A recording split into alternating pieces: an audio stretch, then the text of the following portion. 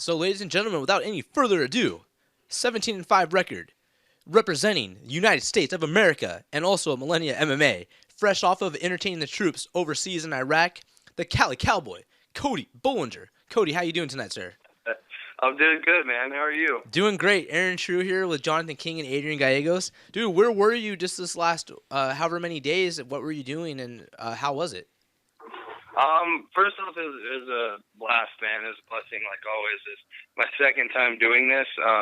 Basically, it's a company called Armed Forces Entertainment, and they put together, I guess, it's like a USO tour. So they'll take fighters, they'll take, bands and comedians. They'll basically pick a group. So it was me and 5 other fighters that I got to go out with. All Ultimate Fighter contestants, and we all got to go out to. This time I went to Kuwait and Afghanistan. So the first 6 days we were in Kuwait, and then we went out to Afghanistan for the last couple of days. Spent Christmas and New Year's over there with the troops, and basically we go from base to base and take pictures, sign autographs, and do a little Q&A, and then we roll with them. Whoever wants to roll. Some of them have jiu-jitsu clubs there, and some just want to come out and have some fun and forget where they're at for a couple hours. So we invite them all out, and sometimes there's some good dudes there too. So it works both ways, It's giving back, the best I can as a civilian.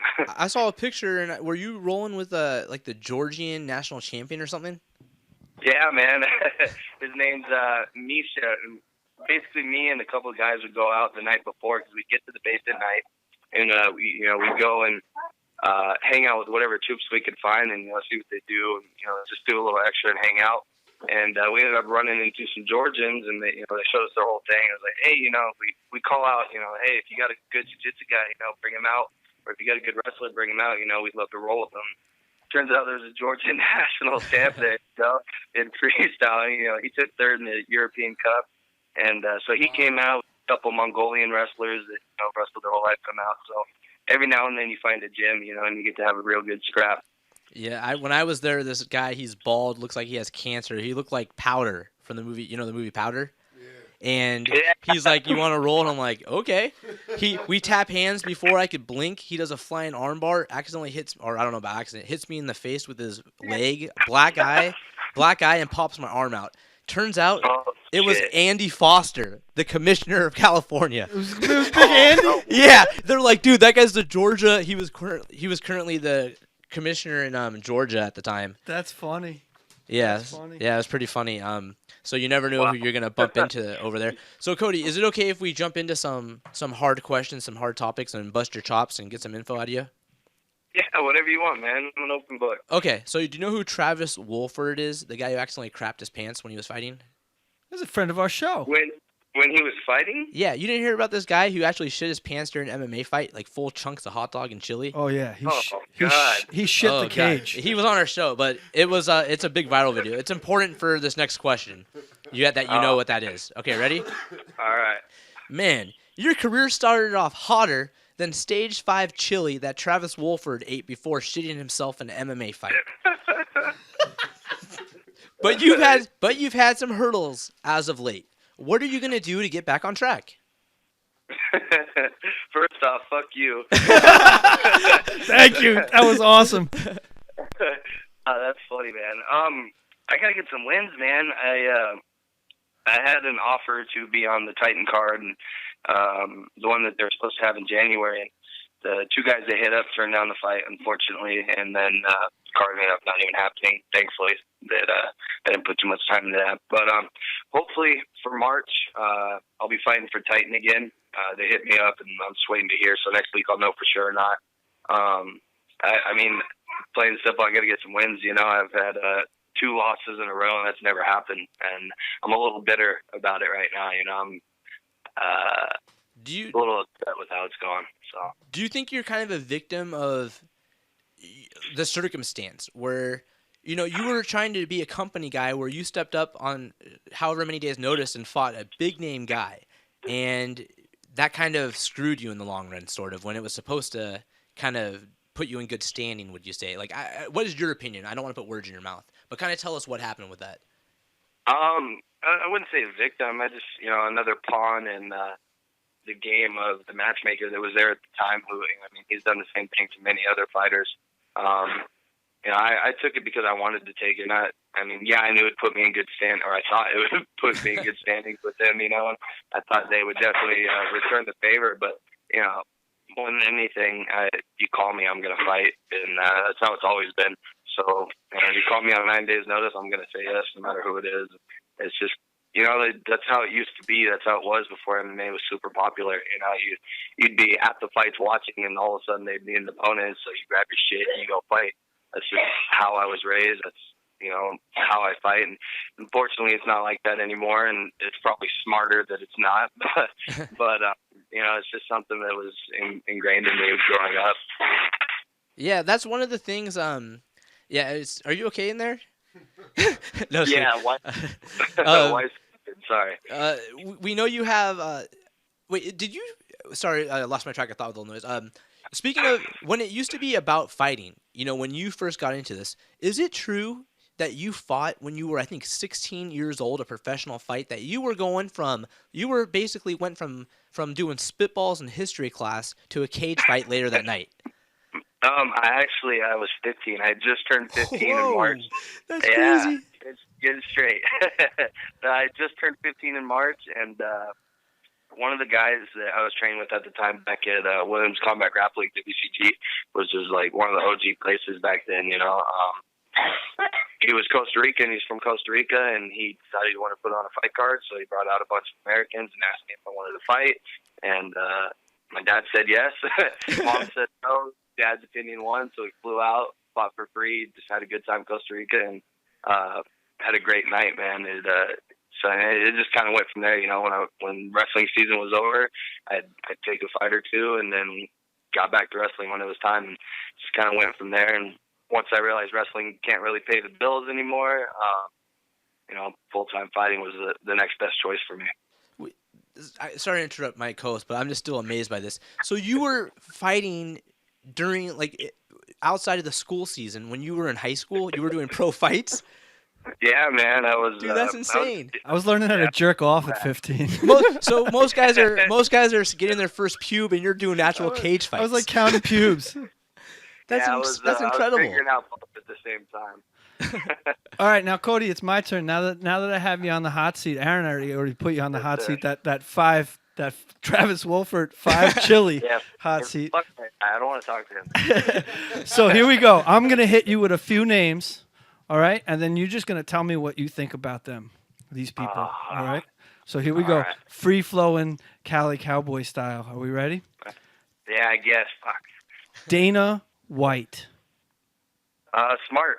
He's a great businessman. He, besides what happened on TV, off camera, he's a good guy. Lorenzo Fertitta. I shook his hand once. Don't know too much else about him. He's got some fucking badass hotels. Some big arms too. Yeah. Okay, buckle your seatbelt on this one. Ali Abdelaziz. I think that's how you say his last name. I'm just happy I'm not dealing with him anymore, man. I actually had World Series reach out to me now that he's gone, which is something, that nobody else knows until now, I guess. Had the owner of That's pretty World cool. Series. Yeah, he hit me up a couple days ago and wants to talk, and so we'll see where that goes. But, Ali is Ali, and he's going to do whatever Ali does, and I'm happy to be free of it, I guess. Does he run your Twitter account still? Or was that wasn't No, true? He never. I turned down the management contract, but they sent over the fight contract, thankfully. All right, we'll finish the hot seat with a hopefully a positive note. Ready for this one? Joe Daddy Stevenson. We parted ways, man. He was a great coach for a long time, and we separated ways, and that's that. All right. Dude, you know what, man? I got to tell you, it's fucking really cool to have someone that's straight up and honest and, says what they're feeling and what they think. Most people will drop out a company line and I think it usually fucks me, so I'm learning to kind of hold it back. I know I'm gonna get it out of him eventually. I'll get you to screw yourself eventually. Cody, you and me both, bro. Cody, a lot of people, unfortunately, they got the wrong impression. I think they think that the reason you left the TUF house and the UFC thing was over this weight issue. But the rumor is that the reason you were kicked out is because of sanitary issues. Is it true that you defaced the bathroom in the TUF gym? Yeah, man, it was all editing. You know, the weight cutting was actually not the issue at all. It was a little incident I had in the bathroom. You know, I was having a rough cut, and my wife came in to help me out, and we worked that out and called it a day. Work that out. Work that out. I like that. Nice. Well, Cody, in all seriousness, you've had an incredible career so far, and you also train with some big guys. Did you have a chance at the gym to talk to anyone about the Lorenz Larkin fight this weekend, where it was kind of controversial? I don't know if you had a chance to see it or not. Actually, I could have watched it, but I would have had to get up at like 5 in the morning, and I had to grapple at 7:30. So I admit that I did sleep in and not get up to support my teammate, unfortunately. But I still haven't seen the fight yet. I'm hoping to watch it soon. I'll look it up or something, try and find it on Fight Pass. I heard it could have gone either way. I've got some buddies that are pretty non-biased, and they said that it honestly could have gone either way. It wasn't a huge robbery, but they would have voted for Lorenz too. So I mean, hopefully that's the case, and he bounces back from that. He was on a tear, man. Yeah, he's one of my favorite guys. Yeah, he's far from done, man. He's a beast. He's a lot of fun to watch, and it was a close fight. I could see it going either way. The other guy landed a lot of big punches, a lot of body shots, and it was close, though. It was a close fight. All right, well, do you guys have any other questions you guys want to ask to bust Cody's chops? Yeah, Cody, I do have to ask you a question, because I did hit you up on social media when you were in Iraq, and I wanted to make sure, Cody was going away for a long time, so I was like, hey, dude, did you bring a log with you? And he was like, I brought 4 logs. Did you go through all 4 logs of dip while you were in Iraq? Unfortunately, yeah, man. I went through all 4 logs, and I actually had to buy 2 logs while I was out there on base.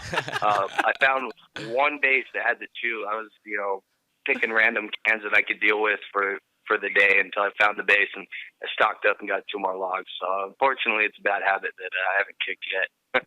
I wonder if we had the same experience. When I went there, I was in the shower, and you hear the door open, and these 2 guys take my clothes and the towel, and they yell, hey, is that true in there? You guys got some Vaseline? And, they were just punking me, and it was bad. Did they do that to you, too, or were you not a beta like me? No, they didn't really fuck with us too much. They're more nice than anything. There were, every now and then there was a guy that, would come in to grapple, and, he thought he'd win a fucking UFC contract if he tapped us out or something, so he was going balls to the wall. But white belt power.